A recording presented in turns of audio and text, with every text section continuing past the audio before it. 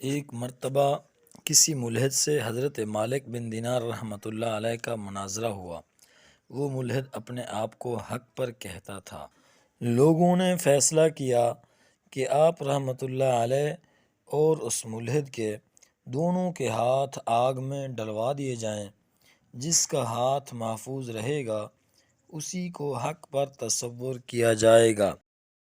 چنانچہ ایسا ہی کیا گیا اور دونوں میں سے کسی کے ہاتھ کو بھی آگ نے نقصان نہ پہنچایا۔ لوگوں نے فیصلہ کیا کہ دونوں حق پر ہیں۔ مالک بن دینار رحمۃ اللہ علیہ نے بارگاہ الہی میں عرض کیا، الہی میں نے 70 سال تک عبادت کی مگر تو نے مجھے ایک ملحد کے برابر کر دیا۔